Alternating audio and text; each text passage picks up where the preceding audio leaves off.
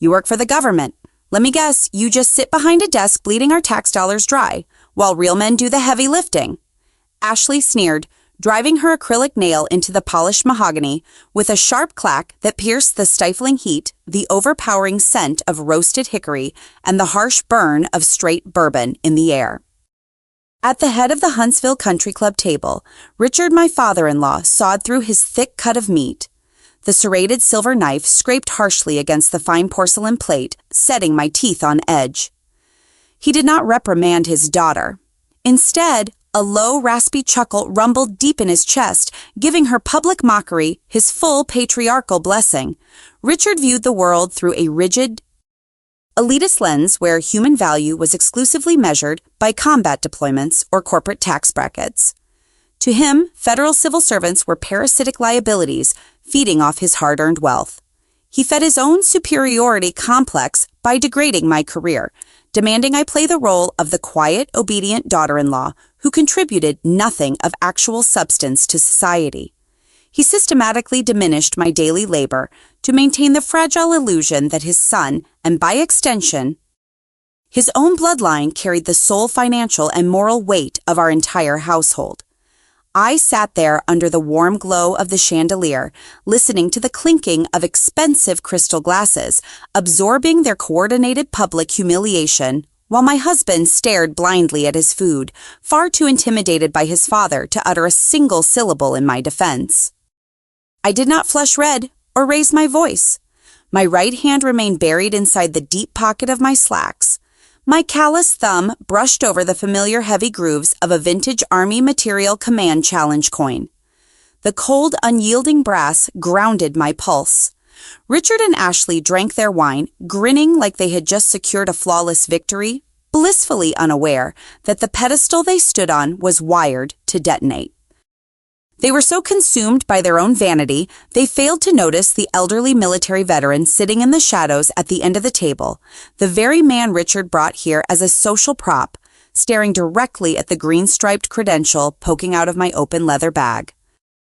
Before I walk you through the exact moment this arrogant family realized they were insulting a ghost in the system, take a second to subscribe to Violet Slow Vengeance. Drop a comment below telling me where you are listening from and what time it is right now. They mocked my desk, ignorant of the reality sitting on top of it. My workspace was not a polished mahogany table in a corporate high-rise overlooking a bustling city street. It was located deep inside a windowless concrete, reinforced sensitive compartmented information facility at the Redstone Arsenal. To even enter the room, I had to pass through 3 layers of biometric security, the heavy steel vault doors sealing shut behind me with a loud, echoing mechanical thud that locked out the rest of the world. The air inside that restricted vault always carried a distinct metallic taste, a harsh blend of raw ozone and chilled copper pumping relentlessly through the heavy industrial filtration vents. There was no natural sunlight, only the blinding sterile glare of overhead fluorescent tubes that burned the retinas after a 12-hour shift. The constant, low-frequency hum of encrypted military servers vibrated through the raised floorboards, traveling straight up my spine and settling deep into my jawbone for 60 hours every single week. As a GS-14 Acquisition Program Manager for the Department of Defense, my clearance level dictated the flow of national security assets. A single keystroke from my secure terminal allocated billions in missile defense logistics. I tracked international defense contracts, verified supply chain integrity, and ensured that the aerospace infrastructure protecting this country remained impenetrable. It was an environment of relentless, suffocating pressure, where a minor miscalculation could cascade into a critical failure on a global scale. I spent my days analyzing threat matrices and untangling bureaucratic knots that dictated the survival of deployed units overseas. The stress was a physical weight settling heavy across my shoulders and turning the muscles in my neck into taut steel cables. But I did not bring the heavy weight of national security back to the sprawling house in Huntsville. I left the classified data and the geopolitical anxiety locked inside the vault. I only brought home the paycheck. 3 years ago, the grim reality of that financial lifeline was severely tested. The sharp, stinging reek of isopropyl alcohol and industrial floor bleach burned my sinuses as I stood in the cardiac intensive care unit of Huntsville Hospital. The sterile environment offered no comfort, only the cold, hard facts of human mortality and failing organs. Richard lay unconscious on a narrow, stiff hospital bed. His skin carried a sickly pale gray hue under the harsh overhead lighting. A thick, corrugated plastic tube was shoved deep down his throat, taping his mouth open. The rhythmic, mechanical hiss of a ventilator forcefully pushed oxygen into his lungs, the synthetic breathing serving as the only sound, breaking the heavy tension in the freezing room. His chest had been cracked wide open, the sternum split and held together by thick surgical staples, following an emergency quadruple bypass. The medical crisis was severe, but the financial disaster threatening to bury his pristine reputation was far worse. His private insurance provider found a technical loophole in his coverage history and denied the primary surgical claim. The hospital billing department moved swiftly, sending representatives to the waiting room, demanding a staggering upfront payment to cover the extensive operational costs, the specialized surgical team, and the extended stay in the ICU. Richard had zero liquid capital. His bank accounts were hollow. He lived entirely on credit and carefully crafted appearances, a fragile shell of wealth, with no actual monetary foundation to support a disaster of this magnitude. I stood alone in the stark white-tiled hallway outside his recovery room. The fluorescent lights buzzed softly overhead, casting long shadows across the polished linoleum floor. I pulled my personal smartphone from my jacket pocket, the smooth glass cool against my calloused thumb. I logged into my secure banking portal, viewing the heavy sum of my federal performance bonus sitting untouched in my shadow account. This was money earned by auditing convoluted international defense contracts at 3 a.m, staring at encrypted spreadsheets until my eyes physically ached and my vision blurred. It was blood money traded for sleep sanity and youth. I did not hesitate to protect the patriarch of the family. I typed the necessary routing numbers into the glowing screen. I initiated a single wire transfer. $42,000 vanished from my ledger in a fraction of a second. The pixels refreshed, showing a vastly depleted balance. I wiped out his entire crippling medical debt right there in the sterile corridor, ensuring the hospital staff continued their life-saving care without interruption. I literally purchased the steady, rhythmic heartbeat that was currently keeping him alive and arrogant at the dining table.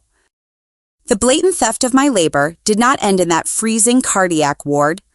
18 months later, a brutal summer squall tore across the Alabama landscape, bringing the wrath of the Gulf Coast straight into Huntsville. High-velocity winds and relentless driving rain ripped the aged, brittle shingles right off the roof of Richard's colonial house. The immediate aftermath was a sensory nightmare.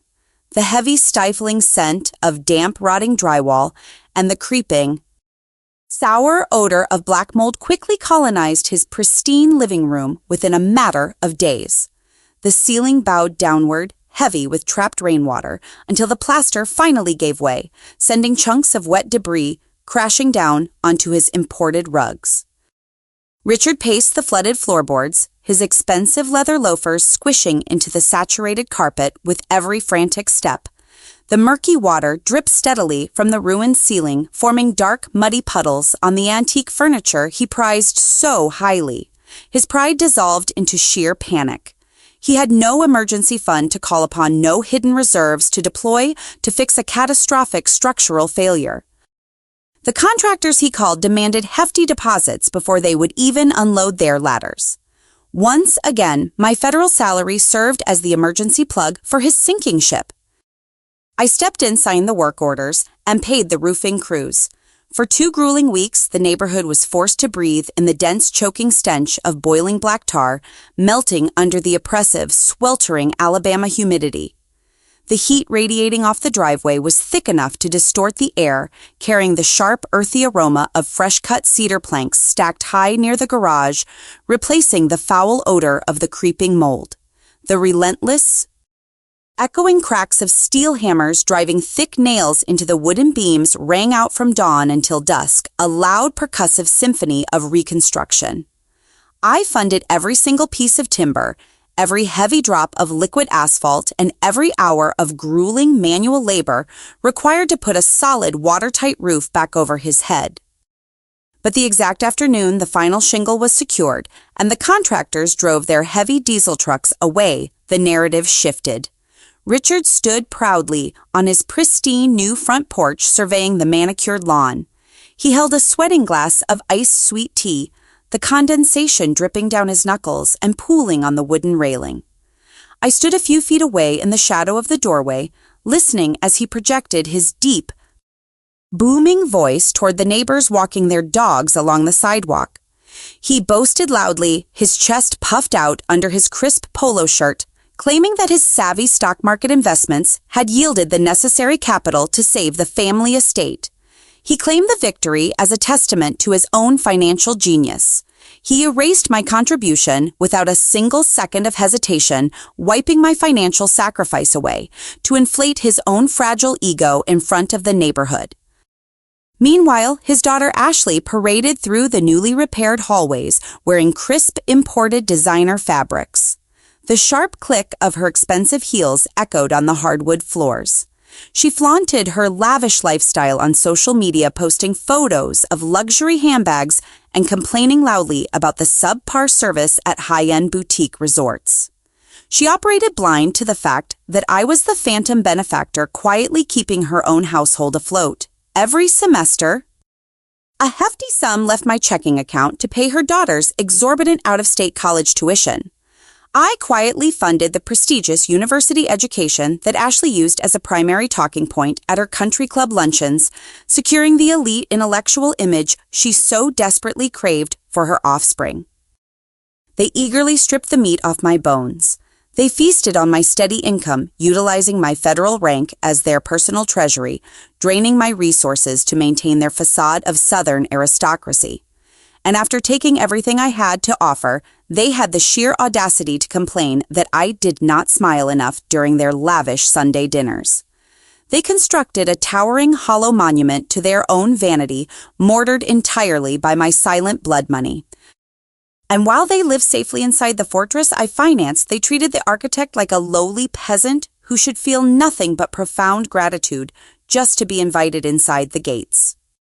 The crisp blast of the central air conditioning system cut through the humid Huntsville evening, hitting the back of my neck and chilling the light sweat on my skin. The memory of melting black tar and sterile hospital corridors faded forcefully, replaced by the suffocating scent of roasted hickory wood, expensive cigar smoke clinging to men's jackets, and the sweet, cloying floral perfume lingering around the private dining room. Richard shoved his heavy oak chair backward. The thick wooden legs scraped harshly against the polished floorboards, a grating noise that instantly killed the low hum of polite conversation. He stood up to his full height, smoothing the lapels of his custom-tailored suit jacket. His face held a ruddy alcohol-induced flush common among men who spent their afternoons on the golf course and their evenings draining high-end liquor cabinets. He reached out, wrapping his thick, calloused fingers around his crystal bourbon glass. The amber liquid sloshed gently against the rim, catching the unforgiving glare of the overhead chandelier. "To family," Richard boomed. His deep, resonant voice carried the unearned, overbearing authority of a man who believed the world inherently owed him its undivided attention. He puffed his chest out proudly, surveying the 20 guests crowding the long mahogany table.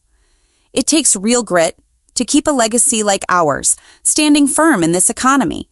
It takes men who build businesses from the dirt up, men who understand the true, uncompromising value of a hard-earned dollar." He paused, letting his gaze sweep over his wealthy friends, soaking in their rapt attention.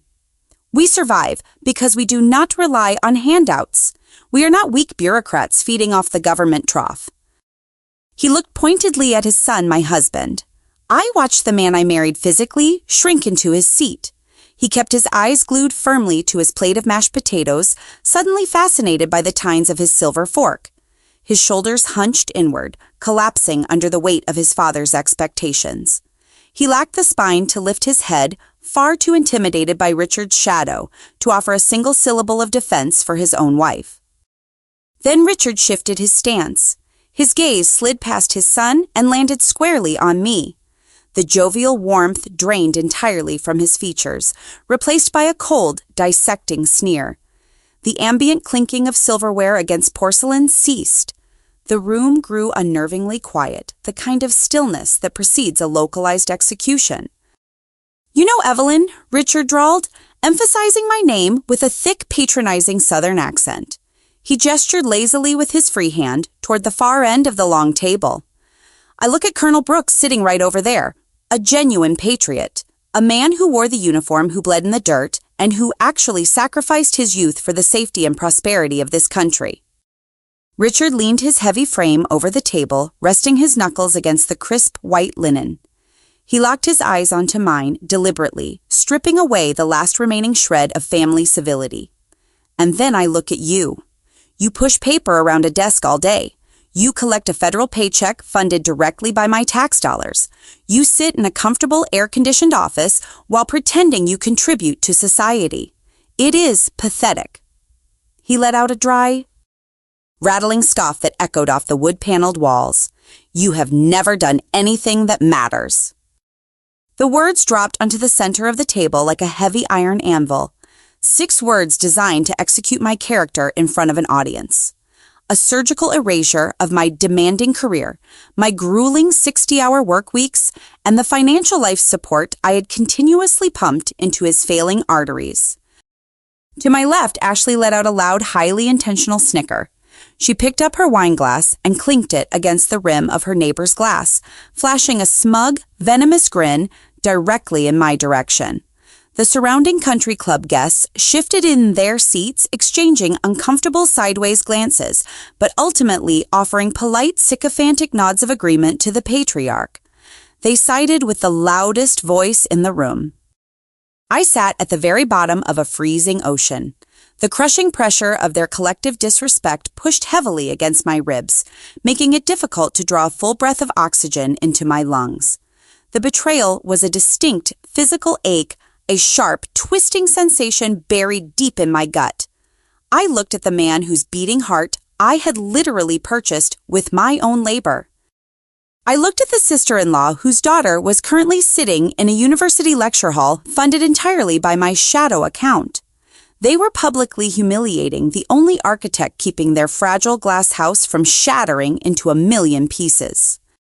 I did not reach for my water glass. I did not stand up and list the wire transfers. I did not scream about the hospital bills or the roofing contractors. Defending yourself to a parasite is a useless endeavor.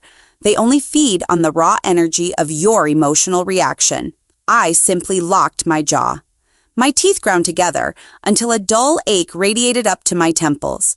I kept my hands folded neatly in my lap, hiding the tight, white-knuckled fists I had formed under the table. I kept my face rigid, an unreadable mask of cold stone, and let the bitter reality settle deep into my marrow.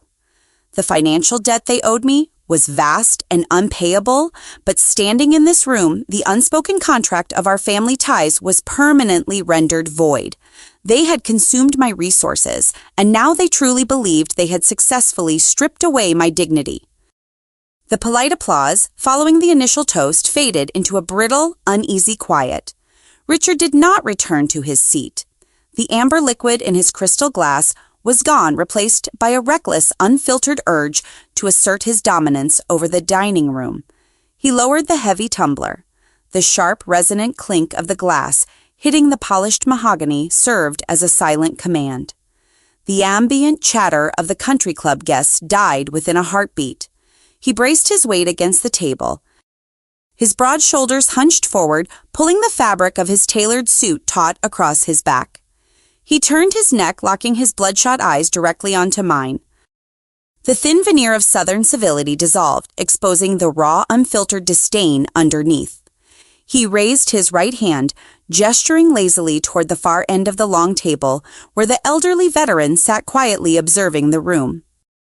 "You know, Evelyn," Richard drawled. His thick Alabama accent stretched the syllables, lacing each vowel with heavy, patronizing mockery. I look at Colonel Brooks over there. He let the name hang in the chilled air-conditioned draft. A real patriot. A man who wore the uniform, tasted the dirt, and actually sacrificed his youth for this country. Richard shifted his stance, planting both of his thick forearms flat onto the crisp white linen.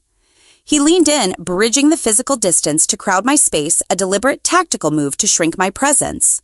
The smell of expensive cigar smoke mixed with the sour tang of bourbon drifted across the centerpieces, invading my lungs. And then I look at you, pushing paper around a cubicle, collecting a comfortable federal paycheck funded directly by my hard-earned taxes. He let out a dry, rattling scoff that scraped the back of his throat. It is pathetic. He paused, ensuring every single guest in the dining room was holding their breath. You've never done anything that matters. The 6 words dropped onto the table like a lead weight. It was a surgical public execution of my career, my grueling 60-hour work weeks, and the unseen financial life support I had continuously pumped into his failing arteries. He stood there, soaking in the unchallenged authority, his chest rising and falling with deep, self-satisfied breaths. He wanted a reaction. He wanted me to break down, to argue, to justify my existence so he could further belittle my efforts in front of his wealthy peers. To my left, Ashley let out a loud, highly intentional snicker. She raised her wine glass to hide her smug, venomous grin, her acrylic nails tapping a chaotic, mocking rhythm against the fragile crystal. She leaned toward her neighbor, whispering a cruel remark just loud enough for the syllables to carry over the silent room. The guests in their tailored linen suits and expensive silk dresses shifted uncomfortably in their seats. A few men stared down at their plates, suddenly fascinated by their half-eaten steaks. No one dared to intervene. In this specific zip code, wealth dictated the hierarchy, and Richard controlled the narrative. I did not flush red. My pulse remained steady, beating a calm, measured rhythm against my wrists. I did not raise my voice or start listing off the exact routing numbers of the bank transfers that paid for the roof over his head. Defending yourself to a narcissist is akin to bleeding into a dark ocean to satisfy a circling shark. You only end up draining your own life force. I calmly reached for the linen napkin resting on my lap. I folded it once, precise and sharp, and placed it on the table next to my water glass. The soft fabric settled onto the wood without a single sound. I placed my hands on the armrests of my heavy oak chair and pushed backward. The movement was rigid, highly controlled, governed by years of ingrained military-adjacent discipline. I stood up, locking my spine straight, pulling my shoulders back into a flawless stance. I did not glare at Richard. I looked right through him, treating his towering figure as nothing more than a transparent pane of glass. I reached down toward the floorboards to grab my leather purse. As my fingers closed around the thick strap, the brass clasp snagged sharply on the carved edge of the chair's leg. The heavy leather bag tipped sideways. The sudden shift in weight knocked my wallet loose. It fell, hitting the polished hardwood floor with a dull, heavy slap. A small, thick plastic card tumbled out from the leather folds. It slid across the smooth floorboards, spinning past the toe of my shoe until it stopped dead directly under the harsh, unforgiving glare of the overhead chandelier. My Department of Defense Common Access card. The stark white background of the ID gleamed against the dark wood. The embedded gold microchip caught the light, flashing a metallic warning. But the most defining feature was the glaring, unmistakable bright green stripe printed across the bottom edge. In the civilian world, it meant nothing. But inside the federal defense grid, that specific green bar was the universal indicator for top-tier contractor exempt civilian clearance. It was the physical key to classified vaults weapon logistics and unhindered access to the most secure installations on the continent. I looked down at the plastic card, fully prepared to retrieve it, turned my back on the dining room, and erased the Collins family from my grid forever. I bent my knees, reaching my hand out to close my fingers around the ID, but a wrinkled, deeply scarred hand beat me to it. The piece of plastic resting in that calloused palm was no longer just an access badge. It was the activated detonator to their fragile empire.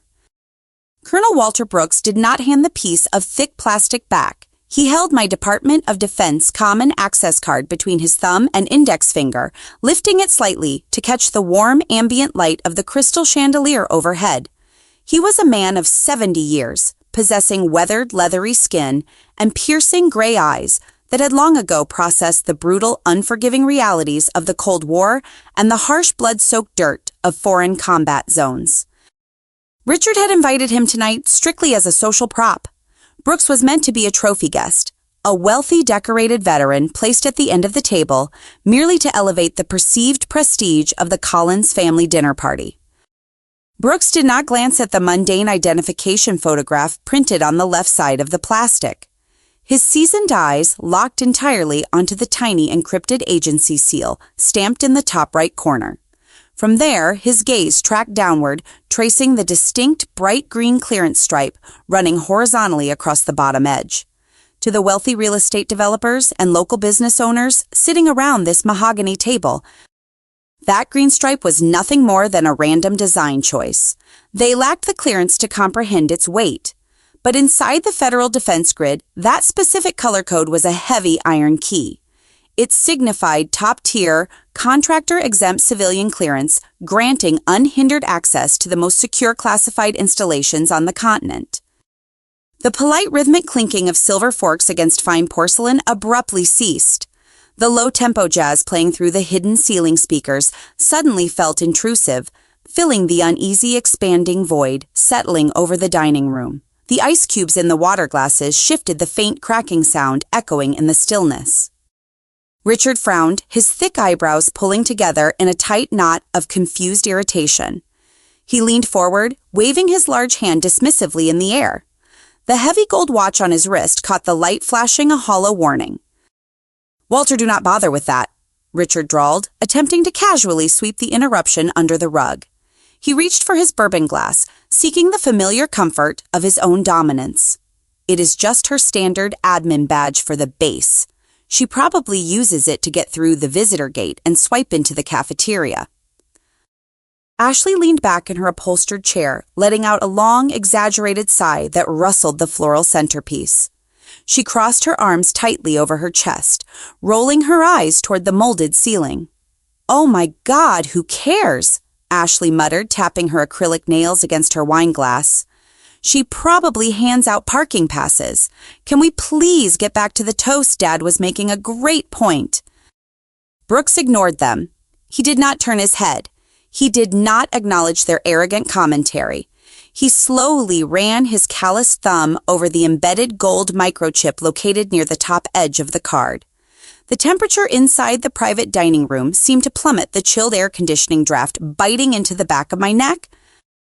The elderly colonel took a slow, measured breath. His rigid military bearing, which had been politely relaxed for the sake of civilian company, snapped back into place in a fraction of a second. The soft, accommodating guest vanished. In his place sat a commanding officer evaluating a critical piece of intelligence. It was as if he had just stepped onto a sprawling, sun-baked parade field. He lowered the card, slowly resting his thick forearms on the edge of the table. He looked past Richard, treating the patriarch like a minor obstruction in his line of sight. He looked past Ashley, entirely unaffected by her shallow sneer. He locked his piercing gray eyes directly onto mine. It was a silent, intense diagnostic check, a mutual recognition passing between two individuals who understood the immense, crushing weight of the federal defense apparatus. I maintained my posture. I did not break eye contact. I kept my shoulders, squared my spine, a rigid column of steel. Deep inside my pocket, my fingers remained wrapped around the vintage Army Materiel Command Challenge coin, matching the invisible energy radiating from the veteran sitting across from me. Brooks knew exactly what he was holding. He read the agency codes. He recognized the specific division markers printed in small black text.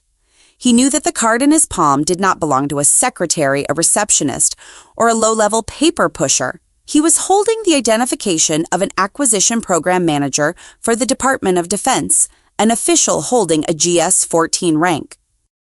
He understood that the woman standing quietly at the opposite end of the table managed the integration frameworks for theater-level missile defense assets.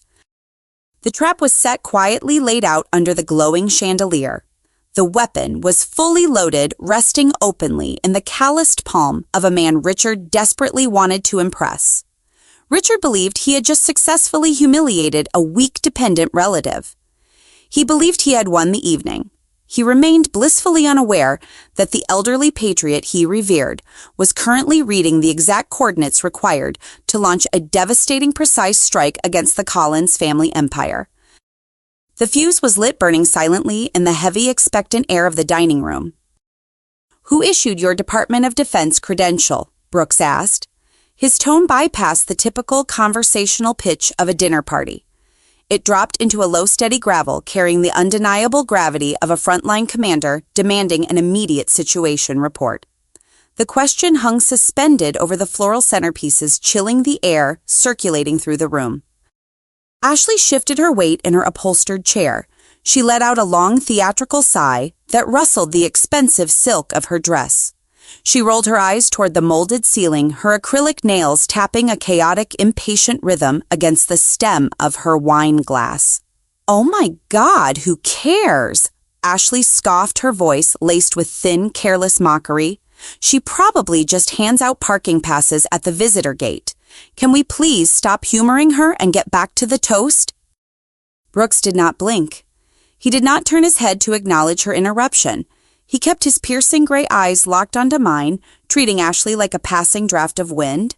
He executed the most devastating form of contempt, erasing her existence from the conversation entirely.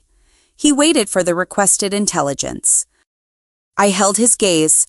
I squared my shoulders, feeling the fabric of my blouse pull taut across my collarbones. I shifted my stance, pulling my center of gravity down and locking my spine into a flawless, unyielding vertical line. I bypassed the ingrained civilian instinct to offer an accommodating nod. I projected my voice directly from the diaphragm, letting the cold, precise syllables strike the mahogany walls. "Army Materiel Commanda, sir." I stated the crisp articulation, severing the tension in the room. "GS-14, Program Executive Office for Missiles and Space." The ruddy alcohol-induced flush vanished from Richard's face within a fraction of a second. The healthy color drained from his cheeks, leaving behind a sickly pale ash. He might have been a civilian real estate developer, but he lived and operated his business in Huntsville, Alabama. In the heart of Rocket City, surrounded by the Redstone Arsenal and the Marshall Space Flight Center, the federal defense hierarchy served as the ultimate local currency. Everyone sitting around that table, from the aerospace contractors to the local politicians, knew exactly what a GS-14 ranking inside the missile defense sector signified. It was not a receptionist. It was not a low-level administrative clerk. It was the federal civilian equivalent of a lieutenant colonel. The weight of that acronym crushed the oxygen out of the room. A GS-14 in Huntsville commands divisions of engineers, oversees top-tier defense contractors, and authorizes operational budgets that easily eclipse the combined net worth of every country club member sitting at the table. Richard's luxury real estate deals were pocket change compared to the ink on my signature. Richard's thick fingers gripped the carved edge of the dining table. His knuckles turned bone white under the severe physical strain. The smug, self-satisfied aura he had worn all evening evaporated, replaced by the stark, terrifying realization that he had drastically miscalculated the target he had been firing at. His breathing grew shallow, his chest rising and falling in rapid, uneven jerks. Brooks lowered the plastic card. He reached out, grabbing the heavy wooden armrests of his dining chair. The thick wooden legs scraped harshly against the polished floorboards as he pushed himself backward. He stood up, unfolding his 70-year-old frame until he reached his full height. He towered over the end of the table, casting a long, imposing shadow across the white linen tablecloth. "I spent 30 years in AMC," Brooks said, his weathered voice vibrating with raw authority. "The encrypted clearance code on this badge indicates you manage the integration frameworks for theater-level assets across the global grid." "Yes, sir," I replied, maintaining my rigid posture. "I do." Brooks slowly rotated his neck. He peered down at Richard, who was now visibly shrinking into his seat. The heavy gold watch on Richard's wrist trembled slightly against the wood. The disgust radiating from the old colonel's eyes was pure and uncompromising. It was the stern, judgmental glare a seasoned infantryman gives a deserter caught fleeing the trench. "You just told this room she does not do anything that matters," Brooks growled, throwing the cruel insult back into Richard's face like a live grenade. "Richard, you are a fool. This woman does not push paper. She holds the operational readiness of the United States defense grid in her hands." Brooks took a slow, deliberate step away from his chair, closing the distance toward the center of the room. His leather shoes thudded heavily against the hardwood, a steady marching cadence that commanded the physical space. The guests seated near him instinctively leaned back, physically pulling away to grant him a wider berth. Three-star generals wait months to get 15 minutes on her schedule.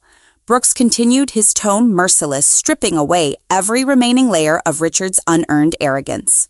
"She manages billions in federal aerospace logistics. She ensures that the interceptor systems functioning overseas actually deploy when a hostile launch is detected. She secures the very airspace that allows you to sleep comfortably in your custom bed and brag to your country club friends." Ashley's fingers went slack. Her silver fork slipped from her grasp, striking her porcelain dinner plate with a sharp, embarrassing crack.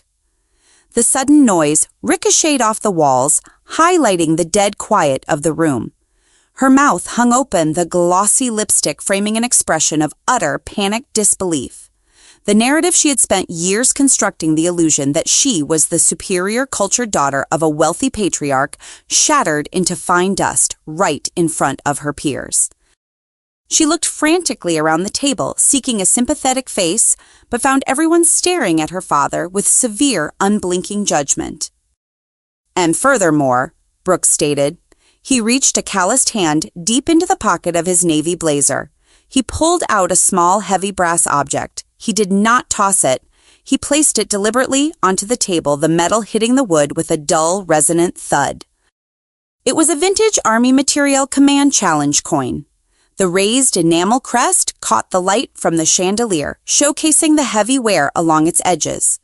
It was an older version of the exact same coin currently resting deep inside my own pocket. "I mentored her father 20 years ago." Brooks revealed the historical weight of his words pressing down on the breathless crowd. "We served together. I know exactly the kind of forged steel her spine is made of. The fact that you sit at the head of this table and treat a federal officer of her caliber like dirt is the only pathetic thing happening in this room." The Collins family empire collapsed right there over the half-eaten steaks and expensive red wine. The facade of their southern aristocracy was ripped away, exposing the hollow, rotting core underneath. The 20 guests attending the dinner shifted their bodies, physically leaning away from Richard and Ashley. A senior aerospace contractor, sitting 2 seats down from Richard, leaned over and whispered something sharply into his wife's ear. She immediately set her napkin down and picked up her purse. The collective ostracization was swift and brutal. In a city built on the backbone of the defense industry, publicly humiliating a high-ranking military logistics director equated to immediate social and professional execution. Richard opened his mouth. His jaw worked up and down, but his throat clicked dryly. He searched the room for an ally, for a familiar nod from one of his business partners, but found only averted eyes and cold, judging stares. His tailored suit suddenly looked ill-fitting, sagging around his slumping shoulders.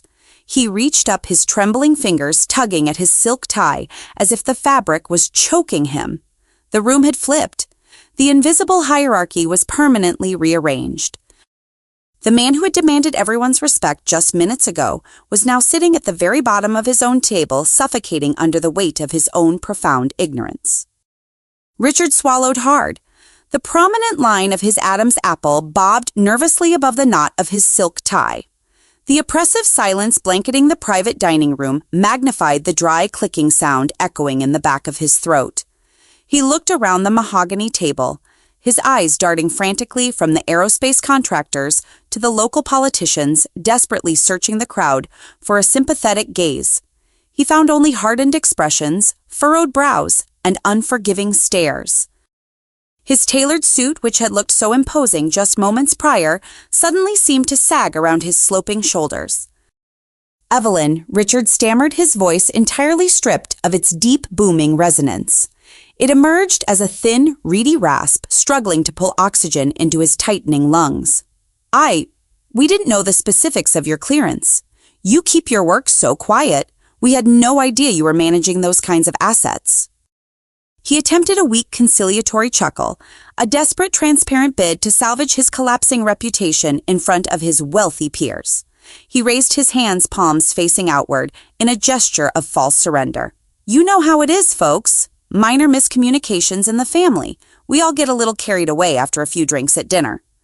I did not let him finish his pathetic public relations spin. I reached down into my leather purse, my fingers bypassing my keys to locate the stiff, rigid edges of a folded manila envelope. I pulled it out into the light. I did not raise my voice to match his earlier theatrical volume. True authority requires no amplification. I simply opened the paper flap and extracted a thick staple stack of bank transfer confirmations and cleared medical invoices. I dropped them flat onto the center of the table. The heavy parchment hit the polished wood with a dull, echoing slap that cut through the chilled air. "My clearance isn't the issue, Richard," I said. My voice was completely dead of emotion, carrying the flat clinical cadence of an auditor reading a terminal balance sheet. "The issue is the $42,000 in medical debt I paid, with my federal performance bonuses to fix your failing heart." A sharp collective intake of breath rippled across the room. The wife of a prominent real estate developer sitting to my right physically recoiled her manicured hand, rising to cover her mouth. The sheer unvarnished truth of his financial insolvency laid bare on the dining table was a social taboo of the highest order. I kept my eyes locked onto Richard, watching the muscles in his jaw twitch erratically. "The issue," I continued, pointing a single steady finger at the top receipt bearing the bold logo of his roofing contractor, "is the $18,000 I wired directly to your builders after that summer storm. I paid for the cedar planks keeping the rain out of your living room, just so you could stand on your front porch and brag to the neighborhood about your savvy stock market investments." Richard's face flushed a deep mottled crimson. The veins in his neck stood out like thick cords against his white collar. The illusion of his self-made wealth was incinerated, exposing the hollow, dependent reality underneath. I turned my head slightly, shifting my focus down the table to Ashley. She sat frozen in her upholstered chair, her spine pressed hard against the backrest. The smug, venomous grin she had worn all evening was eradicated.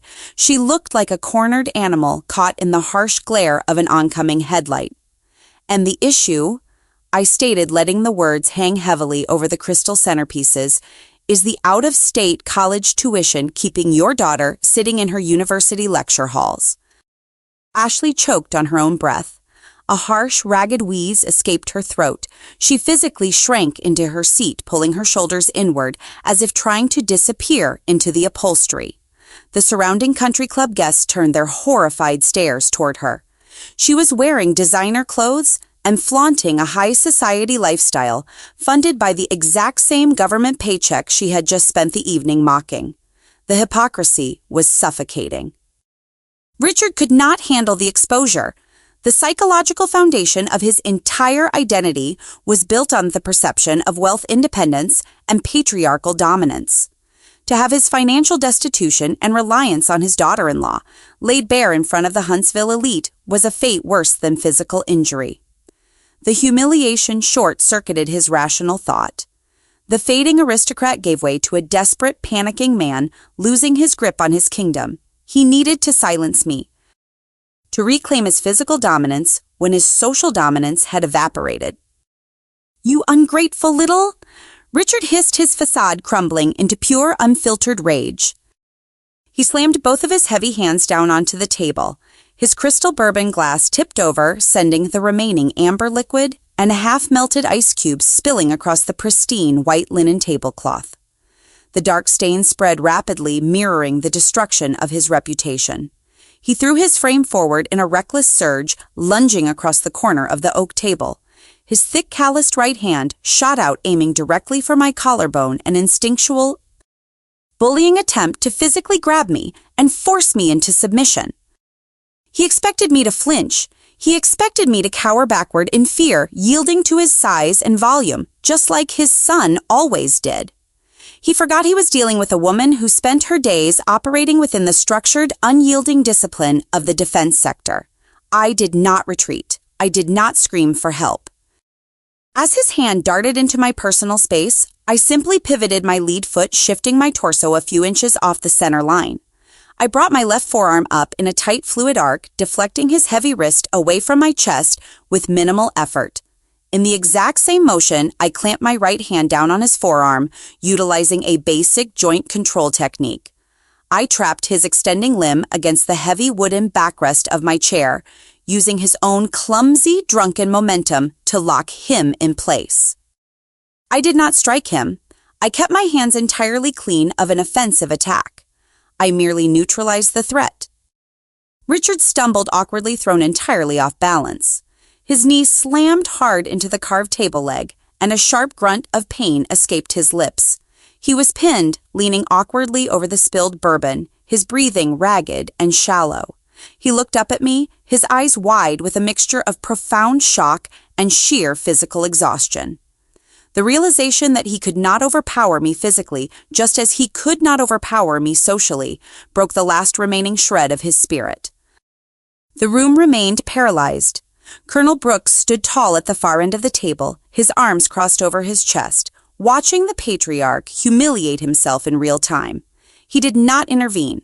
The veteran knew a handled situation when he saw one. I released my grip on his arm, stepping back to let him stagger upright. He caught himself on the edge of his chair, his chest heaving, his expensive suit jacket riding up his shoulders in a messy, undignified heap. He rubbed his wrist, staring at the floorboards. "You didn't build this legacy," I stated. I closed the distance, stepping into his space until I was mere inches from his pale, sweating face. I forced him to look into my eyes.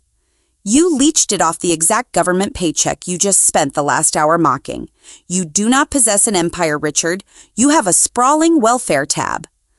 I looked down at the stack of bank receipts resting on the table, the undeniable proof of his dependency, then back up to the broken man standing before me. "And I am officially cutting off the funding." Richard opened his mouth, but his throat yielded only a dry, rattling sound. He turned his head slowly, looking toward his son, silently begging for an intervention, a lifeline, a shred of filial loyalty. My husband sat immobilized, staring at his untouched plate, entirely unwilling to meet his father's eyes. The ultimate cowardice cemented in silence. He failed to protect his wife, and now he failed to save his father. Ashley sat shivering in her chair, her hands covering her face, unable to bear the burning, dissecting judgment of the guests. Several couples were already rising from their seats, quietly signaling for the waitstaff to bring their coats. The parasitic supply line was permanently severed. The host had finally excised the leeches. I reached down and picked up my leather purse, slinging the strap over my shoulder with a smooth, practiced motion. I smoothed the lapels of my blouse, ensuring my posture remained immaculate. I looked at Richard one final time, delivering the ultimate, non-negotiable verdict. "Your access to my life is permanently revoked." I did not wait for an apology. An apology from a parasite is merely a desperate survival tactic designed to keep the host from severing the cord. Richard stood at the head of the table, his mouth opening and closing like a suffocating fish, entirely unable to formulate a single coherent sentence that could save his crumbling facade. I reached deep into the pocket of my tailored slacks. My fingers closed around the vintage Army Material Command Challenge coin. The thick brass held the steady grounding warmth of my own body heat. I drew it out and placed it gently onto the white linen, setting it flush against the identical coin Colonel Brooks had produced minutes earlier. The faint, resonant clink of metal striking the table signaled the official end of my deployment in this household.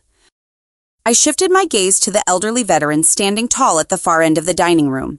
I gave him a single, sharp nod of profound respect. He returned the gesture instantly, his chin dipping in a silent pact between two individuals who understood the unglamorous heavy cost of duty. He recognized a fellow soldier leaving a hostile perimeter. I turned my back on the Collins family. I walked out of the private dining room, leaving their shattered illusions scattered across the floorboards. My heels struck the hardwood in a steady, measured rhythm, a marching cadence that echoed down the quiet hallway. I did not look over my shoulder. I pushed the thick glass doors of the country club open. The stifling, overly chilled air of the restaurant vanished. The thick, humid Alabama night air hit my face, carrying the sweet, heavy scent of blooming magnolias and damp earth. I took a deep, deliberate breath. My chest expanded, drawing the southern heat deep into my lungs. The restrictive, suffocating weight of their toxic vanity evaporated into the dark sky. I was finally off the clock. Consequences in the real world do not happen overnight. They do not arrive in a sudden flash of lightning. They manifest in slow, methodical increments, bleeding a fake empire dry day by day. I filed for divorce the very next morning. The legal process was remarkably sterile. My husband sat across from my attorney in a brightly lit, windowless conference room. He stared blankly at the separation agreement. He did not fight for the house. He did not demand alimony. He simply picked up the black ink pen and signed his name on the dotted line. The scratch of the pen against the paper was the only sound in the room. He lacked the spine to wage a legal battle his father could no longer finance. He packed a single suitcase and moved back into his childhood bedroom, retreating under the rotting roof I had paid to fix. The financial drought hit the Collins patriarch exactly 3 weeks later. I marched into my bank and severed the routing numbers connecting my federal shadow account to the Collins Family Trust. The invisible safety net vanished. Richard tried to maintain his aristocratic facade, but Huntsville is a tight-knit community built on defense contracts, security clearances, and established social networks. The story of his public execution at the country club spread through the local elite faster than a brush fire. The dinner invitations ceased. His frequent golf partners found sudden, unavoidable excuses to cancel their weekend tea times. Men who managed real logistics and actual aerospace contracts had zero tolerance for a local developer who openly insulted a high-ranking federal director. Richard became a ghost in his own city. He sat alone at the mahogany bar of the country club, nursing a cheap scotch, while the heavy hitters deliberately chose tables on the opposite side of the room. Without my salary plugging the holes in his sinking ship, his credit utilization maxed out. 2 months later, the flashing amber lights of a heavy diesel tow truck illuminated his pristine suburban driveway. The loud hiss of the air brakes and the mechanical whine of the hydraulic winch echoed in the early morning air as it hauled away the luxury SUV he had leased under the arrogant assumption that I would cover the monthly premiums. His neighbors, the same people he had boasted to from his porch, stood on their lawns and watched the repossession in grim silence. Ashley's reality check arrived via certified mail. The prestigious out-of-state university her daughter attended sent a formal notice of insufficient funds for the fall semester. The quiet wire transfers that had funded her daughter's elite education were gone. Ashley panicked. She attempted to secure a personal loan, but her debt-to-income ratio was a disaster. To keep her daughter in school, Ashley was forced to sell her pristine collection of designer handbags and accept a mid-level administrative job at a local freight logistics firm. She now spends 40 hours a week sitting under harsh, buzzing fluorescent lights, staring at a cheap dual-monitor setup dealing with the exact bureaucratic paperwork she had spent years mocking. The smell of stale break room coffee and printer toner fills her days. Every time she punches her time card, she is forced to remember the sister-in-law she treated like dirt. I did not keep the surplus money sitting stagnant in a high-yield savings account. I took the exact annual sum I used to bleed into Richard's medical bills and Ashley's vanity projects, and I routed it elsewhere. I established an anonymous educational trust fund for the children of disabled Army Materiel Command veterans stationed at the Redstone Arsenal. I took the capital they had used to fuel their arrogance and transformed it into a concrete foundation for families who actually understood the meaning of sacrifice. Signing the authorization forms for that trust fund felt entirely different than paying Richard's hospital debt. There was no resentment, no bitter obligation. There was only a quiet warmth settling deep in my chest. I had reclaimed my labor and returned it to my true people. 6 months later, I stood on the back porch of my own property, a secluded cabin overlooking the dark, steady current of the Tennessee River. The crisp autumn wind rustled through the tall pine trees, carrying the distinct scent of dry needles and cold fresh water. I held a ceramic mug of black coffee, the heat seeping comfortably into my palms. There were no suffocating country club galas to attend.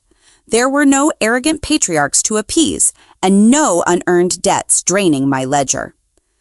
I took a sip of the bitter coffee and listened to the low, rhythmic hum of the cicadas hiding in the tree line.